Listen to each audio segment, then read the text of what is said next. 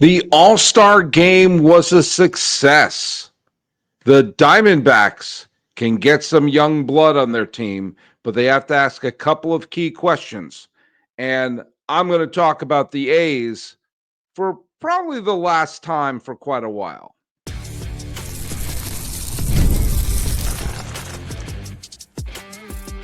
You are Locked On MLB, your daily MLB podcast. Part of the Locked On Podcast Network, your team every day.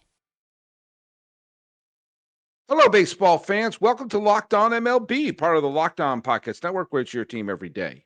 This is the daily podcast. We talk about all of Major League Baseball. I am your host, Paul Francis Sullivan. Please call me Sully. Today's episode is brought to you by our good friends over at Gametime. Download the Gametime app, create an account, and use code LOCKEDONMLB for $20 off your first purchase. Terms apply. Download Gametime today. What time is it? It's game time. Follow us at Locked On MLB Pods on Twitter or whatever they're calling it these days. And on Instagram, I'm your pal Sully. I'm at Sully Baseball Podcast on Instagram. And the best way to get a hold of me is to put your question right down here. And there you go. And use a hashtag Everyday Sully. By the way, I just want to throw a shout out to my listeners here. One of you sent me a question about what I would do if I were the owner of a franchise. And if I had if here we go. Here we got I got my lottery ticket here. If this comes through, probably wouldn't be enough to buy a franchise, but let's just say it was. If I won the lottery, boom. And suddenly I can run a franchise. One of you wrote me that question. For whatever reason, I can't find it. So if you wrote me that question, please rewrite it down here on the in the YouTube page, because I want to give credit to, I don't remember who wrote it, and then I couldn't find it. And I couldn't find any of the YouTube clips, or I couldn't find it on the Twitter or whatever it is, or on the Instagram. I couldn't find it. So if you wrote me that question, please put it down there. Hey, we can finally put the last trivia question to bed. The last trivia question was, what pitcher started the most games in Marlins history? And Big John, 08865, got it right. It's Ricky Nolasco, the legendary Ricky Nolasco. Fine pitcher. And he started the most games in Marlins history. Marlins don't keep their players around a lot. The Marlins would be one of those teams that if I suddenly had a gigantic pile of money to buy a team, the Marlins would be one of the teams I would buy, because the bar is very low to win over the fans and to make things better. I want to address something here. A couple people have written to me about it, and I've seen the comments on another page about it. And it has to do with an episode of Locked On A's that I did with Booney on Locked On A's. It got a little bit heated, a little bit. It was not the most pleasant episode that I've ever been on, and I'll be the first to admit I could be a pretty sarcastic prick. It didn't end well, and some people asked me this, that, or the other thing. First of all, anything between me and Booney is between me and Booney, and that's just between us. Booney is a very good podcaster, and I want you to continue to listen to Locked On A's. He does a terrific job there. I subscribe. You should subscribe. If you're a baseball fan, he loves his A's. We don't agree on stuff, and things got a little heated. But I want to just say a few things, because I want to just say some things out loud, not about the two of us. That's between us, and that's no one else's business. But I want to say a few things that are very clear, because people are saying you just hate John Fisher, you're lying about stuff, you're stubborn on this, you won't allow this, you just want them to fail. I've seen some people write stuff to me. I cannot make this any clearer. When I have been wrong on this podcast, and believe me, I've been wrong, I eat crow. I own up to it. I was wrong about Shohei Ohtani. I thought he was paying for his buddy's betting slips. I said, that's probably what's happening here. And I never thought he was betting on baseball. I thought he was just covering for his buddy. I had no idea his interpreter was this Machiavellian figure. And I said a bunch of things about that situation. I was dead wrong about it. I ate crow. I had a lot of egg on my face. And I did a couple of shows where I said, yep, I was wrong. I was wrong about the Mets last year. I thought the Mets should have rebuilt. I thought they were crazy to go for it. I said, no, you're not going to go to the World Series this year. You should trade your veterans and stockpile so you can go a big run in 2025. Oh boy, I had an all-you-can-eat omelet buffet on my face. And I'll tell you a podcast I really, really want to do. I really want to record a podcast saying, sorry, John Fisher, I was wrong. I want to do that. Do you know why? I want every team to succeed. Or let me rephrase that. Obviously, every team can't succeed. I want every team to have the best situation to succeed. The A's have left Oakland. They're never coming back. I know that ship has sailed. You're more likely to see the Dodgers playing in Brooklyn than the A's coming back to Oakland. I get it. They will probably go to Las Vegas. I have to say probably because there's so many questions still going on. And I'm sorry, anyone who thinks that's me being biased against John Fisher. There's questions to be asked, and it's not clear if there are answers to them. Now, a lot of A's supporters and everything like that think that I have it out for him. I think it comes down to two concepts: faith and trust. I have to have faith in John Fisher for this reason. He's the owner of the A's, and it's clear they're not going to remove him. Any sell shirts any sell shirts are just shirts at this point.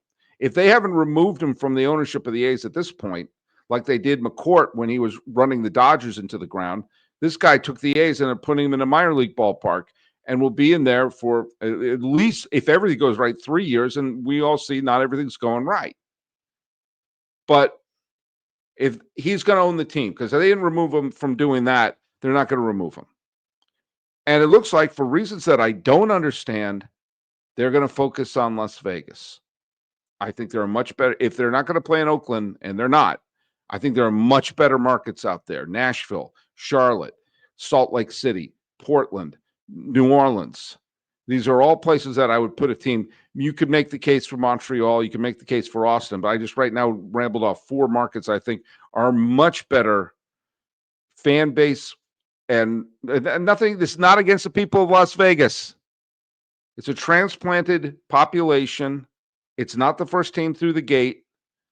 It's a team that plays in the summertime. Yes, I know it'll be indoors, but it's the time when tourism goes down in Las Vegas. There are tons of tariffs going on right now. Tourism is down anyway because of stuff going on. It's not a political podcast, but them's the facts. But if they pick Las Vegas, I want it to be a success. I want it to be a huge success. I think the design of the new ballpark, the Sydney Opera House thing, I think it's fantastic. I would love to see a game there. And I hope I'm wrong about everything. I hope that Fisher proves me wrong. I hope that they are building there. I hope that the stadium opens in 2028. And if the stadium opens in 2028, I will go to a game there and probably think it's fantastic. And I hope when they go there, it sells out. I want it to. And I hope that John Fisher, this is the main thing. I hope he proves me wrong. I have to have faith that he's going to prove me wrong. Faith is believing in something despite evidence to the contrary. I don't trust John Fisher because I have a decade and a half of behavior data of him not spending money on his team. He's always been wealthy, but he has never spent money on the team. And in the minute any prices go slightly up on the players, he dumps everyone off. He has never spent money on the team. And we have just decades, nearly 2 decades of data to back that up. So if the whole idea of the A's are going to be opening this stadium on time is based upon a man doing a 180 of his behavior of the last decade and a half, I have to see it to believe it. I have to see it and believe it that he suddenly has a blank check from his whole family. And we don't know what it's going to cost. We don't. That's not an opinion. That's a fact. We don't know if the cost is rising with all the tariffs and everything. That's why we're seeing construction being stopped in Las Vegas. That's not me having it out for John Fisher. That's stating facts of the planet Earth today. I want to be wrong. I don't hate John Fisher. I've never met the man. I probably wouldn't get along with him, but I also probably wouldn't get along with the other 29 owners anyway. And I'm never going to be hanging out with any owner. You think these billionaires who own these teams are going to say, hey, I can't wait to have a Knish with Sully? Knishes are pretty good, though. So I can't make it any clearer. I want to be wrong. I want to be wrong. I don't have a personal vendetta against John Fisher. I want him to prove me wrong. And if he does, there will be an episode here of me saying I was dead wrong. And I'll line up all the clips of all the things I've said that turned out to be wrong. And you know what? I will love it. Because I want the A's, a franchise that fascinates me. Absolutely fascinates me. From Philadelphia to Kansas City to Oakland to Sacramento to wherever they'll be, which will probably be Las Vegas.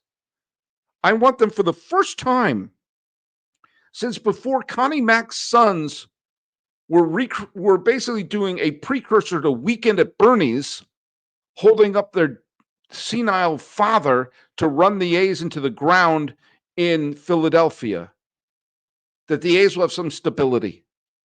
The A's have a glorious history of winning a lot of games and having great management, but having ownership that seems to do things that drive the team into the ground. Whether it's the Mack children, not Connie, but his kids, whether it's Arnold Johnson, whether it was eventually Charlie Finley. Charlie Finley did a tremendous job building the team up. He was out of his tree crazy. And then what we've seen with the Fishers, putting the team in a situation where they have to hide in a minor league park. Almost every ownership not called Haas was wrong for this team, and they've had great success in spite of the ownership that they've had over the years, including the Fisher years. So, I know the segment's gone on too long. A's fans, I want them to succeed big time, and I know they're not coming back to Oakland. I think Sacramento is actually a better market than Las Vegas.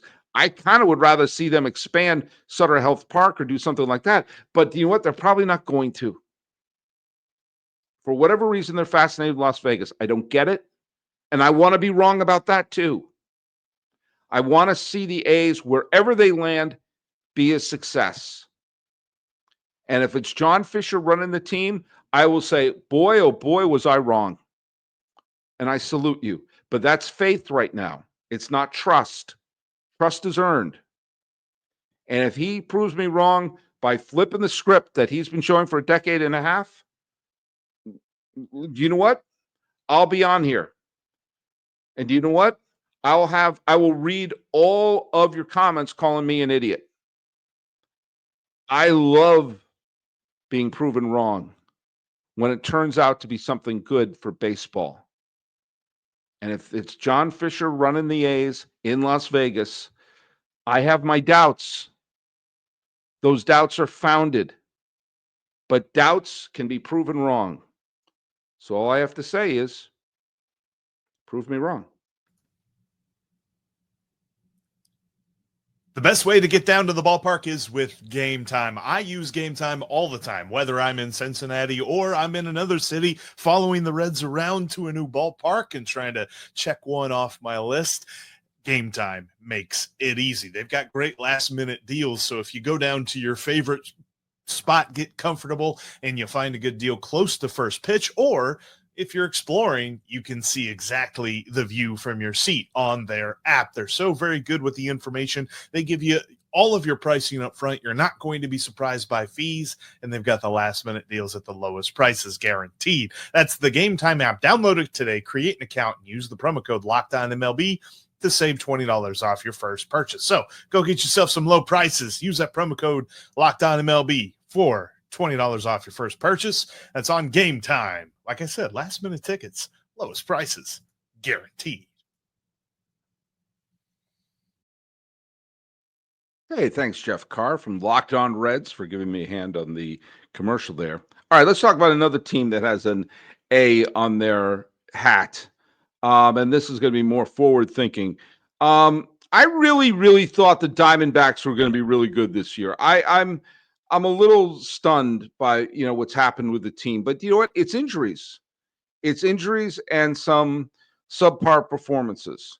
Now, again, I'm treading on dangerous water because we're about a year removed from me borderline begging the Mets to.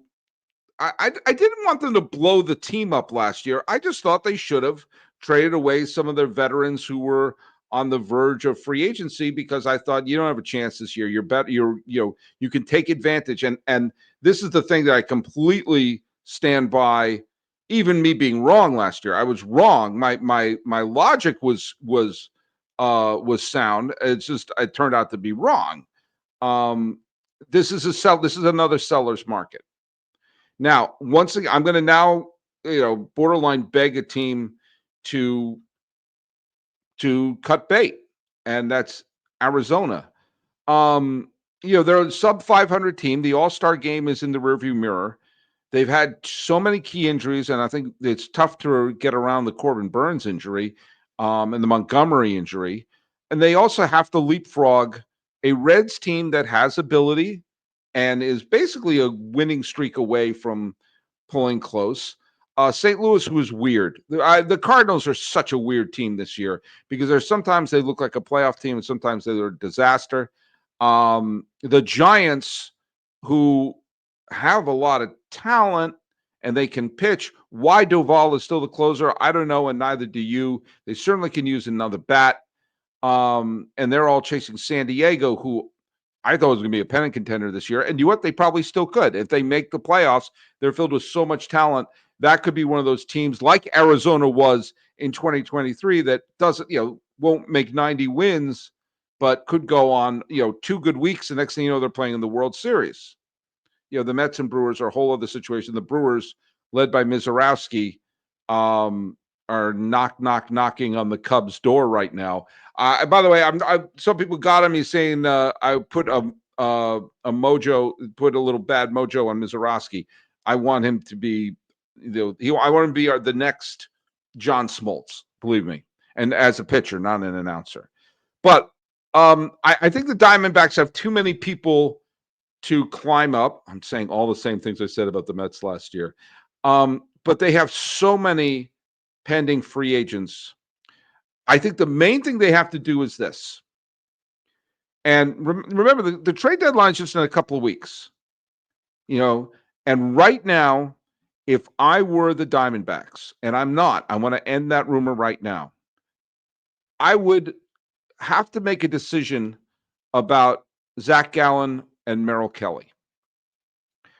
I think they need to sign one of them to a long-term deal. I think they need one of them to still be on the team next year. Now, Merrill Kelly is, he's on the wrong end of 35. But he's given them a lot of innings this year, given them a bunch of starts. He's been pretty good this year. Now, his free agency, kicks in at the end of this year. I would, and then you have Zach Gallen. And Zach Gallen he's not having a great year by any stretch of the imagination, but he's also given them some innings. And he's younger and probably has more value, but he too is going to be a free agent.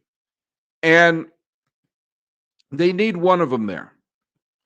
Assuming that Montgomery and Burns can come back next year. Monty Burns. Oh my God, I just realized that for Simpson fans. They have to make a decision and sign one of them for next year, extend them to next year. And then probably trade the other. It would probably be easier to extend Merrill Kelly because he's younger, he's older. I just don't think they can trade both of them. I think Zach Gallen has tremendous value, even though he's going to be a free agent at the end of the year because he's young and he's young and has pitched like an all-star the last few years. And but I think they have to make that decision. They have to make it very fast. They have to make it one of you two we're going to keep for next year, and the other one's traded away. Now, the thing the Diamondbacks have is they at least they should have the ear of the Yankees. They should be talking to the Yankees 24/7 right now, because in order to beef up their farm system right now, they're going to have to do some serious packaging. And if you take a look, Jordan Lawler is still a big prospect. Is it Yilber Diaz? I don't know how to pronounce. I've never said his name out loud until just right now. And Adrian Del Castillo. They have some prospects who are some young players who are on the verge of possibly doing something at major league level. Drew Jones is a few years away. They obviously want to have some good young pitchers because there's still a ton of talent on this team. It's just not coming together this year. And they have free agents up the yin yang. They should call the Yankees every day, every hour on the hour. Because what do the Yankees need? The Yankees need a third baseman desperately. Desperately. They've moved Jazz Chisholm to the correct place, but now, especially after DFAing LeMahieu, third base is an absolute cesspool right now. And an impending free agent for the Diamondbacks is Eugenio Suarez, a fine third baseman who could be plugged right there into third base for the Yankees. Plays third base and has some pop. They also need at least one starting pitcher, probably two, at least one reliever, probably two. And so you say, you want Suarez, you want either Gallen or Kelly, and you want, let's say, Shelby Miller, who's pitched very well for them. Miller's not coming back next year to them. And probably Jalen Beeks isn't either. You could say, hey, you need two relievers, a starting pitcher, and a third baseman. We could be your one-stop shop. And then, of course, find another team who could use those players as well. And next thing you know, you have the Yankees bidding against someone. The Yankees have a sense of desperation this year. We all know that. Obviously, their window of opportunity is not solely this season, but we know they can't waste the prime of Aaron Judge. We also know there's no super team in the American League. Now, who is the Yankees' top prospect right now? I mean, it's probably George Lombard, right?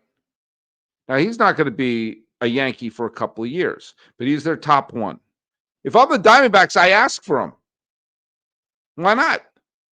But what you really want to do is ask them for like all their top pitching prospects. All of them. Bryce Cunningham, I want him. Ben Hess, I want him. Elmer Rodriguez Cruz, I want him. Cam Schlitt, man, I got to be careful not to get a explicit rating. Cam Schlittier, right? That's how you say it. All their top pitching prospects, call them up and remind them, hey, you put together this squad. You're a couple pitchers short in the rotation, a couple pitchers short in the bullpen, and a third baseman short. Give us all your pitching process and we'll solve all your needs. Now, they probably won't do that, but then try, ask for the sun, the stars, and the moon, and maybe you'll get a Big Mac Happy Meal. But the Diamondbacks, if they want young pitchers, they could have the Yankees over a barrel. Now, the Red Sox also could use a bunch of pitchers. And if you say, hey, we're going to go send some of these pitchers over to Boston, you want to get it so they can blink and inform Brian Cashman this could be the difference between making the World Series or not. Now, of course, we don't know what Hal Steinbrenner is going to do, and neither do you. But that's exactly what the Diamondbacks should be doing, I think. And just try, if you traded Suarez, you're not going to get a blue chip prospect. If you trade Suarez and let's say Zach Gallen, I'm pronouncing his last name right. You're probably not going to get a blue chip up. But if you keep making the package gigantic, here you go. In one swift stroke, you have a third baseman and pitching depth. And all it will do is cost you pitchers who aren't going to pitch on the team this year. And the Diamondbacks, who know that they'll probably get just an infinitesimally small amount of compensation, if any, for some of these players, just fleece them at this point. And being fleeced in terms of trade away young pitchers might not be the dumbest thing in the world for the Yankees. Trading away some pitchers who aren't going to be pitching for the Yankees until 2027 or 2028, and you have a chance to win the pennant this year, you have a chance to do it. If the Yankees have Stanton hitting home runs, Judge is amazing, Jazz Chisholm Jr. is in the correct spot, you short up your infield, you have your pitching depth. They're back to being the top team in the American League, at least in terms of talent. Is that worth a bunch of players who aren't going to be playing right now? Who aren't going to be on the team right now? Look, I'm always quick to sacrifice the future for the present. All I know is that the present right now for the Yankees has to be better than last year. And last year they got to within 3 wins of the World Series.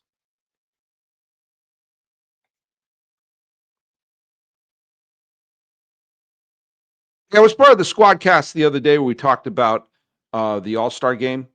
And it was a lot of fun. There was about 5 or 6 of us in it, and it was a lot of fun talking about it. I just want to quickly just bring up the fact I think that was the best All-Star game we've seen in over a decade. Certainly since the one that was in New York, where J.D. Drew hit that home run and Michael Young hit the sac fly. I thought it was I love the introduction of the players and everything like that. The tribute to Henry Aaron was absolutely marvelous. I had goosebumps. The way they projected everything on the field, they did the launch of the ball and with the fireworks, and it was. And I'm a huge fan of Henry Aaron, and oh my goodness, how wonderful was that? It was tremendous. And I got to say, while I was not sure about the players they chose for the home run, was it the swing off they had at the end? What a great way to just have fun at the end of it. That was a thrilling ending. It would have been nice if Ohtani or Judge or hell, even Bobby Witt Jr. could have taken a couple of cuts in there. But you know what? Schwarber and Brent Rooker were phenomenal and good for baseball for having a fun All-Star game. When was the last time you had that much fun watching the game? Not the ceremonies. The ceremonies, I think, are always terrific. The introduction players, that's always true. But the game itself, with Kwan getting the game-tying hit, Pete Alonso's home run, Brent Rooker's home run. And you know what? I like the pitching challenge. I saw the pitching challenge at a game in Sacramento, not an A's game, but a River Cats game that I went to in the 2024 season. And they had the pitching challenge, the ball strike challenge. I thought it was pretty good. I like that. I'm absolutely for it. I'm all for using an automated strike zone. So yeah, I'm for a pitcher challenge. I'm for a strike zone challenge. Why wouldn't I be? It's a lot of fun. Get it done. Get anything done right. But of course, don't have it be excessive. You get you got to 1 or 2 times. However they do it, you got to make it so it's not excessive. It's kind of like the instant replays, not excessive. You only get a certain amount of challenges. But I thought it was great.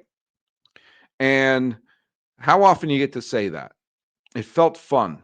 And the fact that we know that it can't go in extra innings, I'm no longer as mad at the idea that the pitchers are only going 1 inning at a time. Because that's always like, you're going to run out of pitchers and it's going to be that game in Milwaukee all over again. Now that we know that, it's pretty fun. It was pretty terrific. And it was a good show put on by Major League Baseball. I still think that the season should start with the All-Star game, and the break that takes place includes a game like either the Tokyo series, the London series, the Field of Dreams game, the game they played in Alabama, the Willie Mays game a few years ago, the big special game is played there. And in that break, you also have the Hall of Fame induction and the draft. But here's the other thing. Let's say we do my plan. We have the All-Star game starting the season. Then you have a break, like a 5-day break. Because you got to give the players a break. You give everyone a little bit of break. You got to shake. You got to pull a Taylor Swift and shake it off. But imagine if these things happen during that break. You have the Hall of Fame induction. You have the draft. So you honor the past and the future at the same time. You have one special game. I mentioned the Tokyo game that took place in Korea, the London game, Paris, game in Mexico City, game in Puerto Rico, some big special game. The Field of Dreams game, the Rick would say one of those games played there. And then you also have during that break, and bear with me for a second, the trade deadline. Everyone is in their respective places. Day one of the break is the draft. Day two, home run derby. Day three, the special game. Game four is at the Hall of Fame induction. Game 5 is the trade deadline. Day 5 is the trade deadline. So you find out the rumors of this and that and the other thing going on, but rumors of trades are happening. Rumors of this happening. And before we go back, the trades have been made, and that's the team that you're locked into. You got to make those decisions then. It's easier to have people go this and that if they've all gone home for a little spell. But boom, when you come back, the teams are locked in. And so you have all those great events. Oh, with Ichiro, CC Sabathia being inducted along with we're all going to cry when Dave Parker and Dick Allen have their moments in the sun posthumously. We're going to see oh my God, they drafted Matt Holliday's son. He's going to the Rockies. Boom. Hey, look at that terrific game we're playing at the Field of Dreams game. Boom. And then suddenly, oh my God, they pulled off the big deal. You have that, and then your teams are locked in for just about the second half. Give it some thought. When have I been wrong? Oh, yeah, lots of times. And as I said before, if I'm wrong, I will own up to it. Because you know what? That's part of what I do here. I get a little, passionate and sometimes hot under the collar, but this should be fun. These are fun arguments. And it's time for a trivia question, which is very simple. Who is the only Tampa Bay Ray to win the All-Star Game MVP? Put your answers right down there in the YouTube comment section. And if you ask me that question, this is me going to the misconnections that they used to have in the Village Voice. If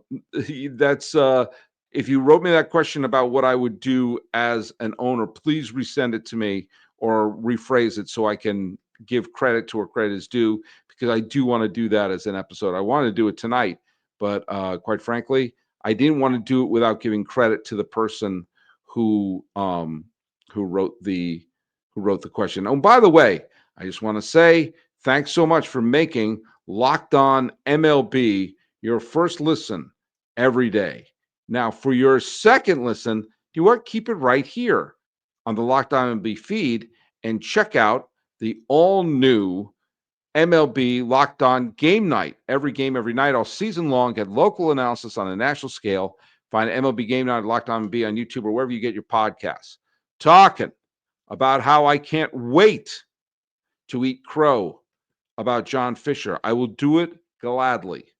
The Diamondbacks can fleece the Yankees if they appeal to their, for the lack of a better term, insecurity. And the All-Star game was great. This has been Locked On MLB. I'm your host, Paul Francis Sullivan. Please call me what? Sully.